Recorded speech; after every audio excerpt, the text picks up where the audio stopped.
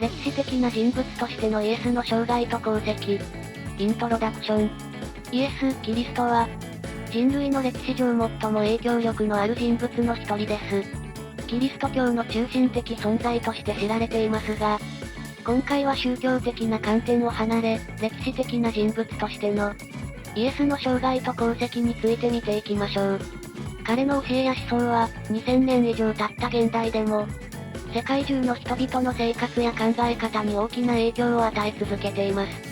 イエスの誕生と幼少期。イエスってどこで生まれたのだ？イエスは紀元前4年頃、現在のパレスチナ地域にあるベツレヘムで生まれたとされているわ。両親はヨセフとマリアで、父ヨセフは大工だったの。当時のベツレヘムは、ローマ帝国の支配下にある小さな町だったのよ。子供の頃はどんな生活をしていたのだ？イエスはガリラヤ地方のナザレという町で育ったのよ。父親の職業から大工としての技術を学びながら成長したと考えられているわ。当時のナザレは様々な文化が交わる交易の要所近くにあって、若いイエスは多様な考え方や生活様式に触れる機会があったと考えられるわね。こう生活の開始。イエスはいつから活動を始めたのだ？30歳頃から公の活動を開始したわ。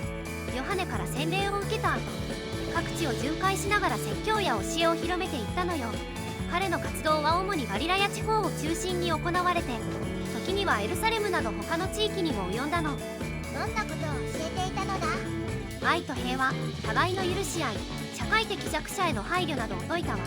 当時としては革新的な考え方だったの。特に敵を愛することや報復をしないことなど、従来の僕には目をという考え方とは異なる新しい倫理観を示したのよ。教えと影響力。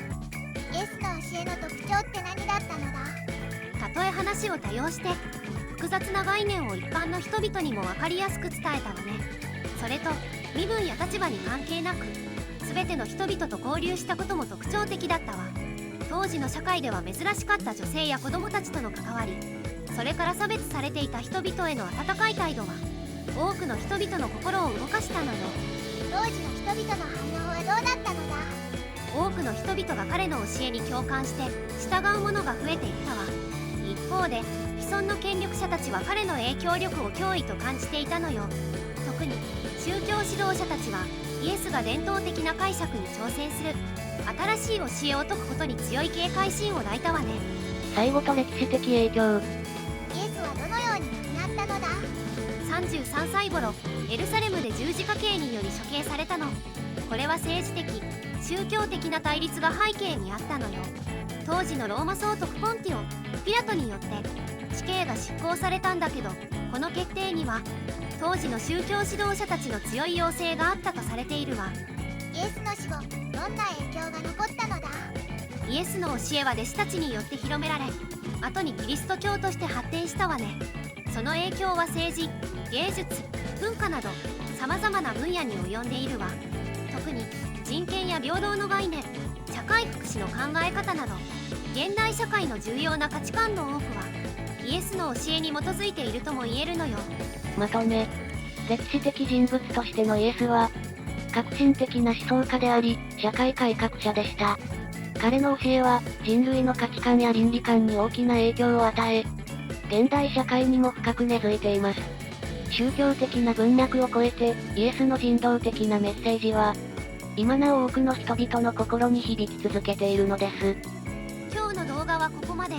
最後まで見てくれてありがとうございました。このチャンネルでは歴史上の人物に関する情報を5分以内の短くまとめた動画を毎日投稿中。歴史人物に興味があるならチャンネル登録や他の動画も見てみてね。